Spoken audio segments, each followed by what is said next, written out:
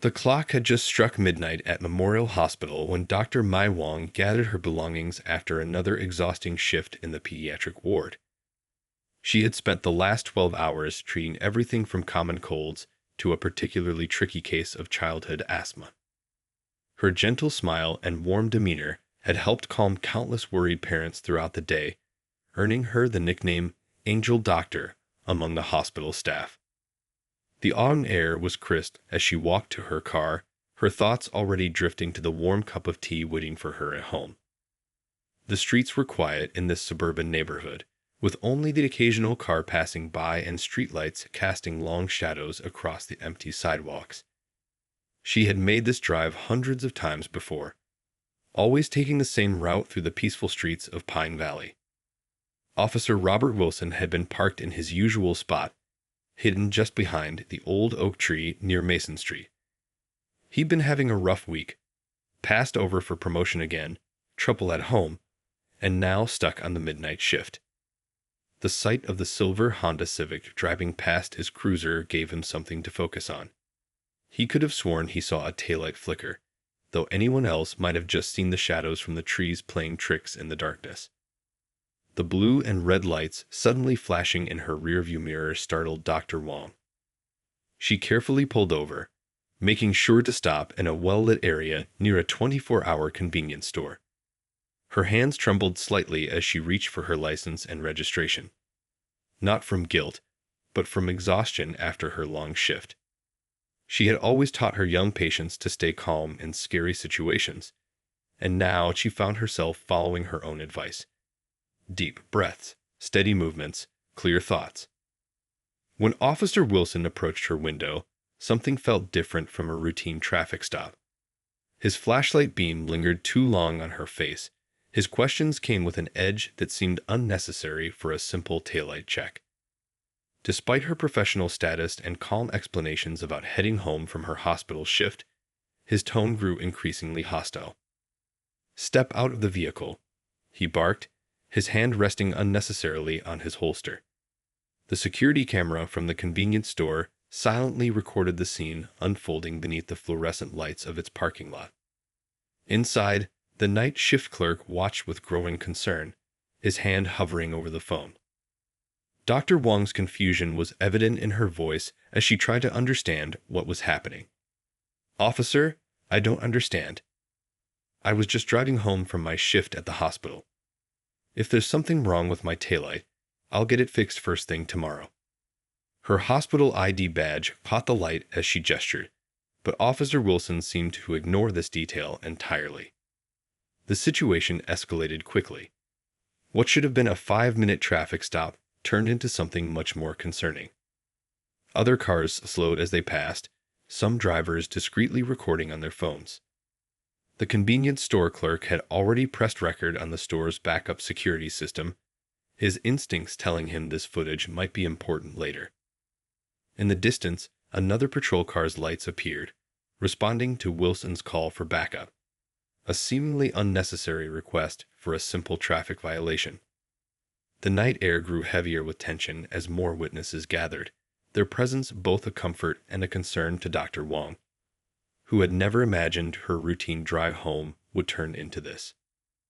By now, several bystanders had gathered at a safe distance, their phones capturing what would soon become viral evidence of a night that would change their community forever.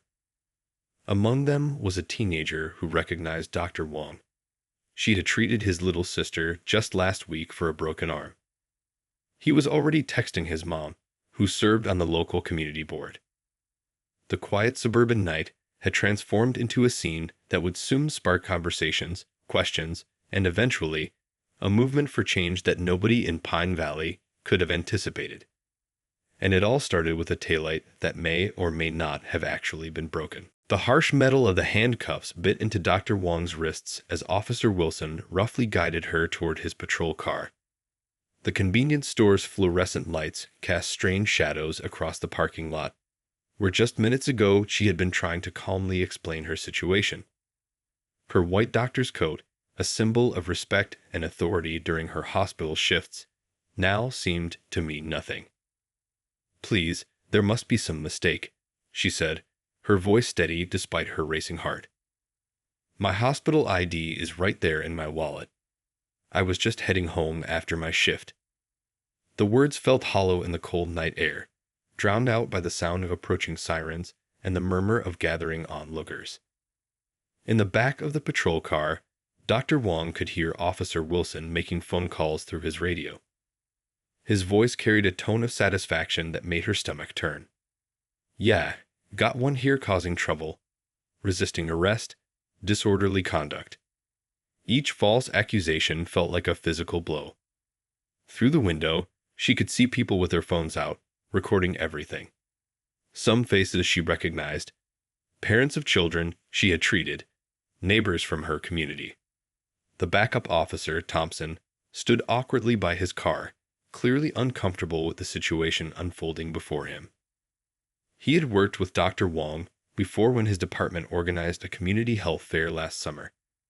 The look on his face showed his internal struggle, torn between loyalty to a fellow officer and what he was witnessing. Inside the convenience store, the clerk was already downloading the security footage to a USB drive. His hands shook slightly as he worked.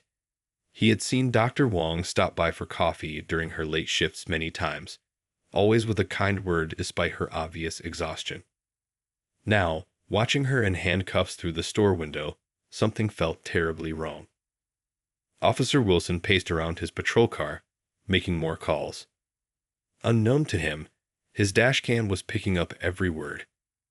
"Got one of those troublemakers here. Yeah, you know the type. Driving through the wrong neighborhood." His voice dripped with prejudice, each word digging him deeper into a hole he didn't yet realize he was creating. A young nurse who worked with Dr. Wong had stopped her car across the street. She started live streaming the scene, her voice shaking as she narrated what she was witnessing. "This is Dr. Wong, our pediatric specialist. She just finished a 12-hour shift saving children's lives, and now..." The video would later be shared thousands of times. Time seemed to move differently in the back of the patrol car. Dr. Wong thought about her patients. She was supposed to see little Tommy tomorrow for his follow-up appointment after his asthma scare. His mother had been so worried. Now, sitting in the cold backseat, she felt a different kind of worry creeping in. The growing crowd of witnesses included Mr. Chen, who owned the local pharmacy. He had arrived to check on his store's night delivery and couldn't believe what he was seeing. His phone was already dialing the number of his cousin who worked for the local news station. This wasn't something that could be swept under the rug. Officer Wilson's radio crackled again.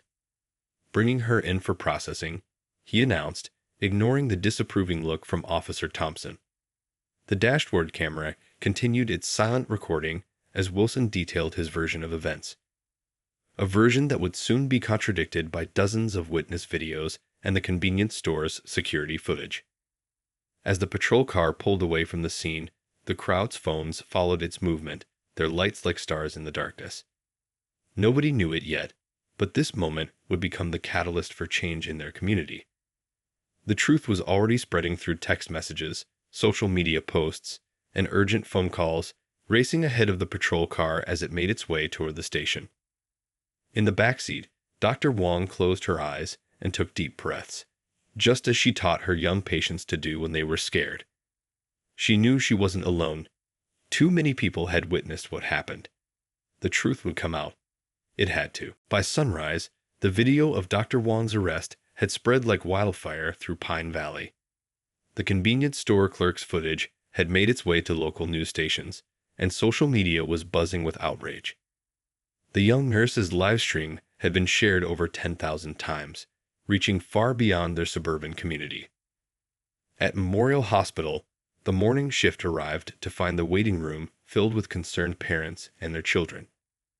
Many held handmade signs reading, "We stand with Dr. Wong," and "Protect our heroes." 60-year-old Amy, still wearing her arm cast that Dr. Wong had decorated with cartoon pandas last week, clutched a crayon drawing of her favorite doctor. The hospital's head of pediatrics stood in his office, phone pressed to his ear as he watched the growing crowd through his window. "Listen," he said firmly to the police chief on the other end. I've worked with Dr. Wong for 5 years. She's saved more lives in this community than I can count. This is completely unacceptable." His other line blinked with calls from medical associations across the state. Meanwhile, at the local high school, students were organizing a peaceful gathering for after classes. The teenager who had witnessed the arrest, whose little sister was Dr. Wong's patient, had become an unexpected voice for change. "She helped my sister breathe again during an asthma attack," he told his classmates during lunch break. "Now it's our turn to speak up for her." The Pine Valley Community Center became a hub of activity. Mrs. Park, who ran the local grocery store, brought boxes of water bottles and snacks for the gathering crowd. Mr. Rodriguez from the coffee shop arrived with hot drinks for everyone. People who had never spoken to each other before found themselves sharing stories about Dr. Wong's kindness and dedication to their children's health. Local business owners began placing signs in their windows supporting Dr. Wong. The pharmacy where she sent her prescriptions displayed a large banner reading, "Our community stands together." Inside, customers shared their own experiences with racial profiling, many speaking up for the first time. By afternoon, hospital security footage had emerged showing Dr. Wong leaving work just minutes before her arrest. The timestamp matched perfectly with her statement, contradicting Officer Wilson's report about her suspicious behavior earlier in the evening. The footage showed her in her doctor's coat, carrying the same files that were now sitting in an evidence locker at the police station. The local news crew interviewed a mother whose child Dr. Wong had treated just last month. "She stayed 3 hours past her shift to make sure my son's fever broke," the mother said, wiping tears from her eyes. "She doesn't deserve this. None of us do." Behind her, more community members gathered, each holding stories of their own. The city council called an emergency meeting as emails and phone calls flooded their office. The council members sat in stunned silence as they watched all the video evidence collected from that night. The convenience store owner himself presented his security footage, his voice trembling with emotion as he described what he had witnessed. Social media continued to spread the story. A video compilation of Dr. Wong's community service went viral. Clips of her volunteering at school health fairs, staying late to treat patients, and organizing free vaccination drives. Each clip stood in stark contrast to Officer Wilson's claims about her character. As evening approached, the crowd at the community center had grown even larger. People from neighboring towns arrived to show support. An elderly man who had recently moved to the area stood up to speak. "I don't know Dr. Wong personally," he said, his voice carrying across the quiet room. "But I know what it means when a community comes together like this. This isn't just about one night or one incident. This is about who we are and what we stand for." The sunset painted the sky orange as people lit candles in front of the hospital. Through the growing darkness, their lights formed a constellation of hope and solidarity. Inside her home, after being released on bail, Dr. Wong watched the news coverage of her community standing up for truth and justice, tears rolling down her cheeks. For the first time since her arrest, she felt something stronger than fear. She felt the power of unity. Detective Lisa Rodriguez sat at her desk in the Internal Affairs office, surrounded by stacks of files and a computer screen displaying dozens of open tabs. As the lead investigator assigned to Dr. Wong's case, she hadn't gone home in almost 20 hours. Coffee cups littered her desk as she pored over Officer Wilson's arrest records from the past 3 years.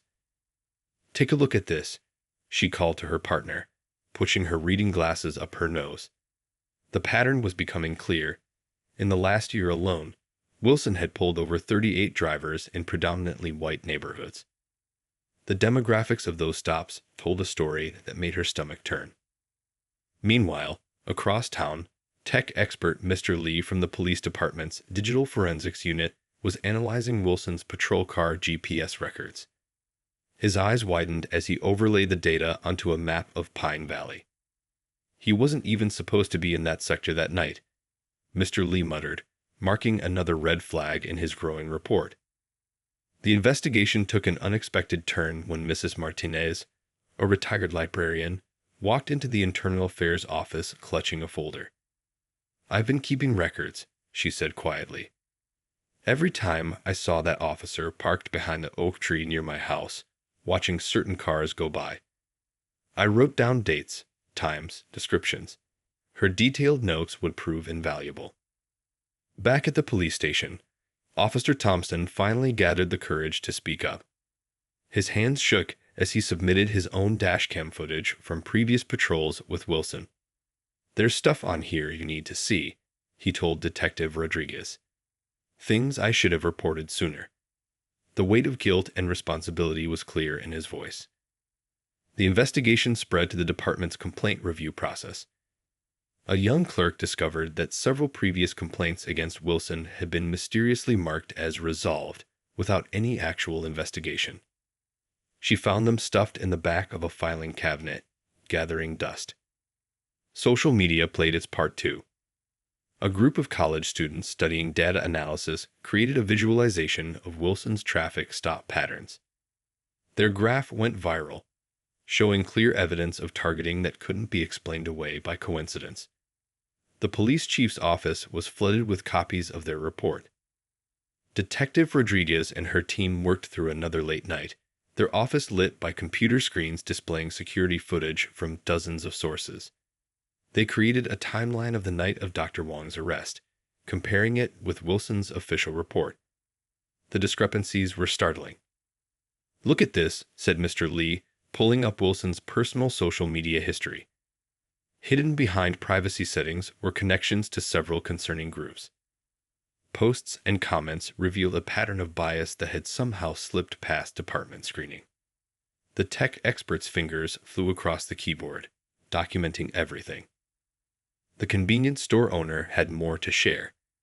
He brought in footage from other nights, showing Wilson's patrol car regularly parked in positions to watch certain drivers. "I always thought something wasn't right," he said, "but now I wish I'd spoken up sooner."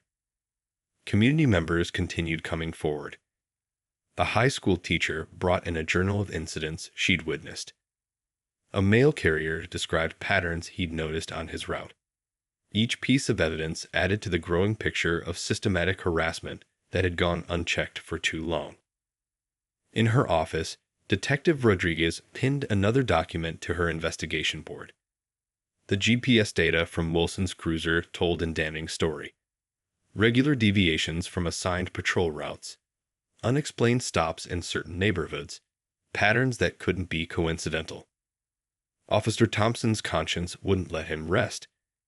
He provided more than just dashcam footage. He had text messages, overheard conversations, small moments that seemed minor at the time but now formed a clear pattern of prejudice. His testimony would prove crucial to the investigation.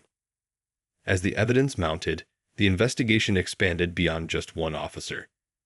Questions arose about oversight, about how warning signs had been missed or ignored. The police chief found himself facing difficult questions about department policies and training procedures. The sun was setting again as Detective Rodriguez added the final notes to her preliminary report.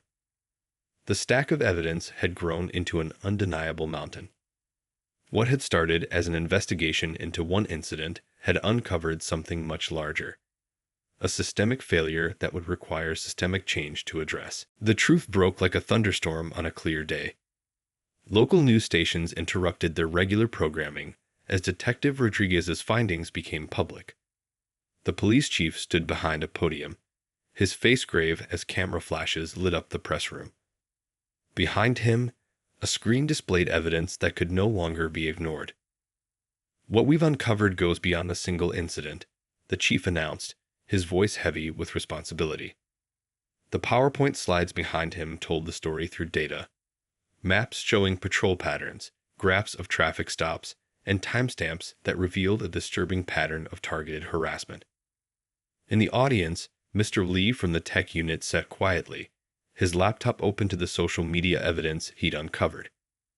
Posts from Officer Wilson's private accounts scrolled across his screen. Years of concerning comments, connections to problematic groups, and clear signs of bias that should have been caught long ago. The convenience store owner watched the press conference on his shop's small TV, surrounded by regular customers who had become unofficial witnesses in the investigation. "Look," he said, pointing to the security footage being shown, "that's from my camera." His simple decision to save that footage had helped spark an investigation that would change their community forever. At the hospital, Dr. Wong's colleagues gathered in the break room, watching the revelations unfold on the news. The pediatric ward was unusually quiet as nurses, doctors, and staff members absorbed the magnitude of what they were seeing. One nurse wiped tears from her eyes as GPS data confirmed what they'd suspected. Their colleague had been deliberately targeted. The investigation had uncovered more than just one officer's misconduct. Detective Rodriguez's team had found a troubling pattern in the department's complaint review process. Files marked resolved without proper investigation, witness statements that had never been followed up on, and warning signs that had been systematically ignored. Officer Thompson's testimony proved particularly powerful. He described how department culture had discouraged speaking up, how small incidents had been dismissed or explained away. "I knew it wasn't right," he said, his voice shaking slightly, "but I didn't know how deep it went until now." In the community center, residents watched the press conference on a projected screen. Mrs. Martinez, the retired librarian who had kept meticulous records, sat in the front row. Her small notebook, filled with dates and observations, had helped confirm the pattern of targeted surveillance in their neighborhood. The truth about Officer Wilson's social media connections sent shockwaves through the department. Screenshots revealed membership in private groups that promoted prejudiced views, likes, and comments on posts that should have raised red flags during routine screenings. The failure of oversight became impossible to ignore. Local data analysts who had volunteered their time presented their findings. Their charts showed clear statistical evidence of bias in traffic stops, a pattern so obvious that it raised questions about how it had gone unnoticed for so long. The young college students who had created the viral visualization stood proudly as their work was validated by official investigations. The convenience store's night shift clerk, who had made the crucial decision to save the security footage, watched from his apartment as his video played on every news channel. His simple act of doing what he felt was right had helped expose years of systematic problems. As the chief continued his press conference, he announced immediate changes in department policy. New oversight measures, mandatory review processes, and enhanced screening procedures would be implemented. But for many in the community, these changes, while necessary, felt like they came too late. By evening, social media was flooded with reactions to the revelations. The hashtag #TruthInPinValley trended as people shared their own experiences and expressed support for reform. The story had grown beyond Dr. Wong's arrest to expose deeper issues that had affected many in their community. In her office, Detective Rodriguez looked at her investigation board one last time. What had started as a single incident had revealed systematic failures that would require systematic solutions. The truth had emerged, but the real work of creating change was just beginning. The city council chamber was packed to capacity, with people spilling into the hallways. The mayor stood at the podium, her usual confidence replaced by a somber determination. Today, she began, "We acknowledge our failures and begin the process of real change." Behind her, screens displayed the comprehensive report from Internal Affairs. Dr. Wong sat in the front row, surrounded by supporters from the hospital. All charges against her had been dropped that morning, but the ripples from her arrest had grown into waves that would reshape the entire police department. Officer Wilson had been suspended pending termination, his badge and gun already surrendered. But the investigation had revealed something bigger than one officer's misconduct. The police chief, looking tired and drawn, stepped up to announce sweeping reforms that would transform law enforcement in their community.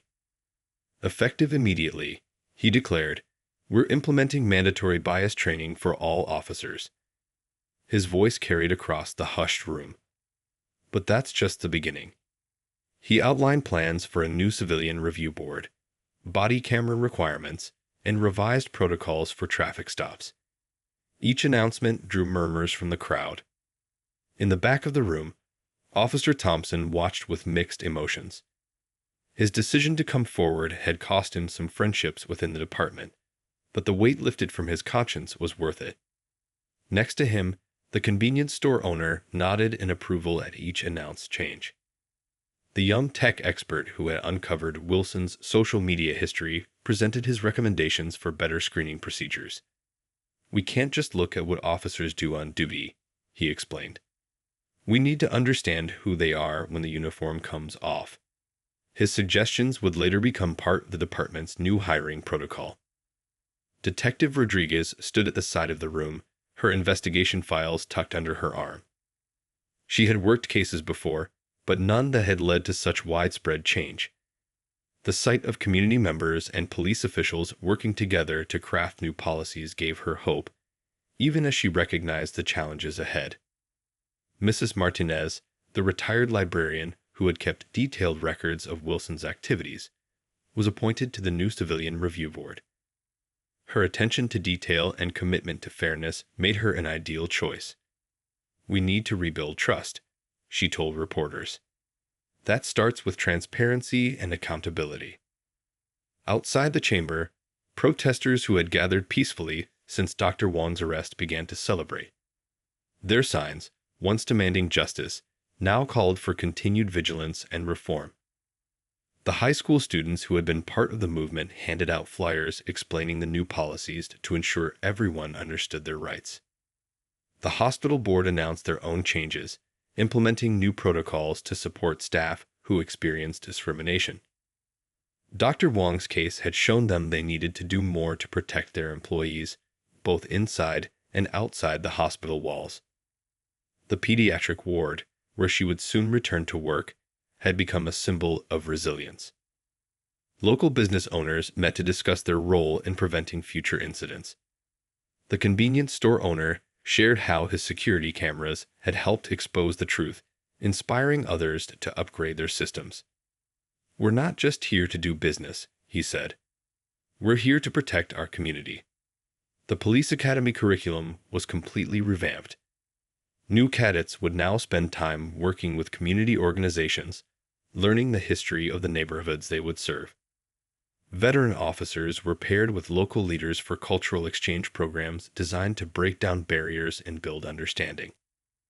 Dr. Wong's legal team worked with civil rights organizations to create guidelines for traffic stops, which would become part of the department's new manual. Their recommendations focused on preventing discriminatory practices while ensuring officer and public safety. As evening fell, the mayor signed the new reforms into law.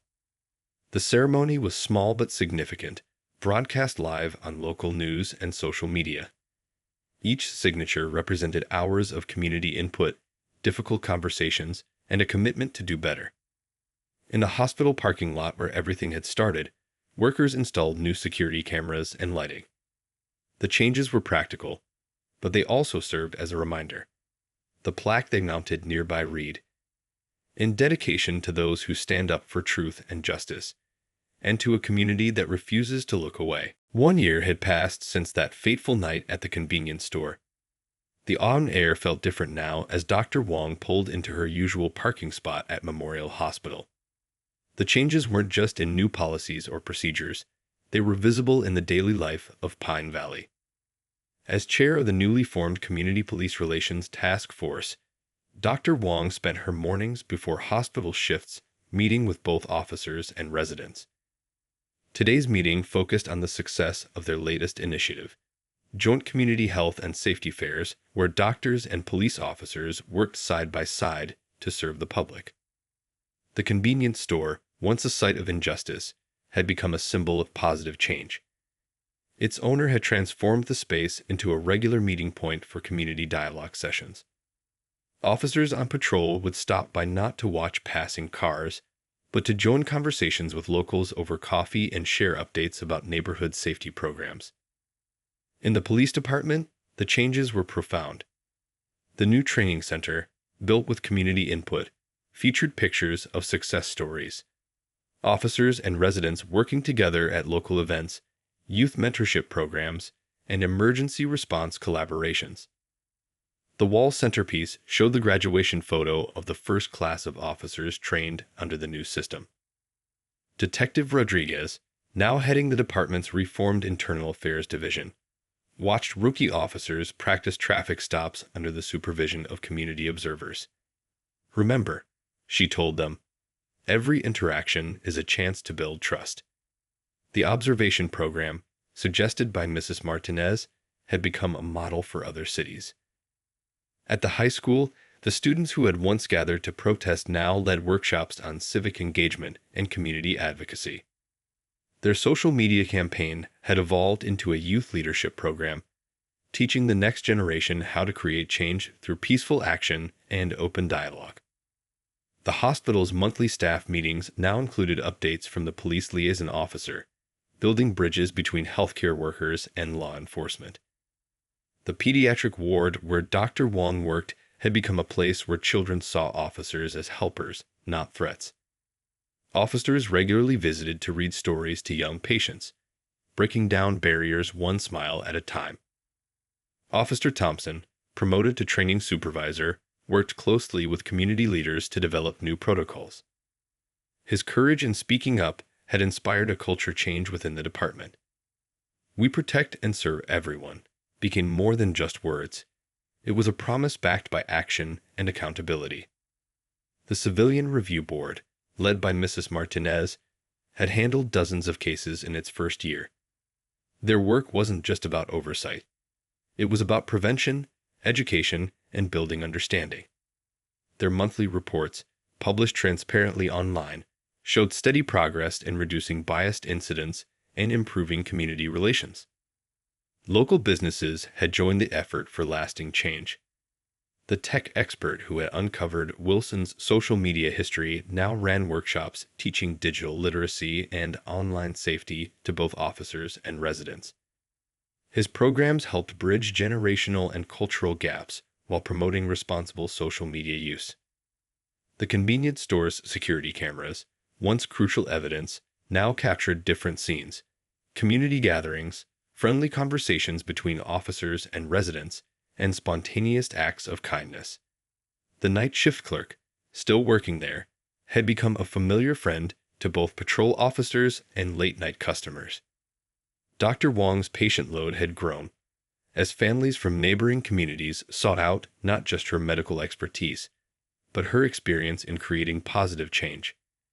Her waiting room became a place where parents shared stories and found support, where children learned that one person's courage could transform an entire community. The mayor's office reported significant improvements in community police relations. Response times were down, community involvement was up, and complaints of bias had dropped dramatically. But more importantly, residents reported feeling safer, more connected, and more confident in their local institutions. As the sun set over Pine Valley, Dr. Wong stood at her office window, watching families leave the hospital's latest community health fair. Officers helped carry supplies to cars, chatting easily with residents. Children played safely in the parking lot, their laughter carrying on the evening breeze. The changes weren't perfect. There was still work to be done, challenges to face, and trust to rebuild. But as she watched the scene below, Dr. Wong knew that their community had transformed a moment of injustice into a movement for lasting change. The truth hadn't just shocked their community. It had awakened it, united it, and set it on a path towards something better.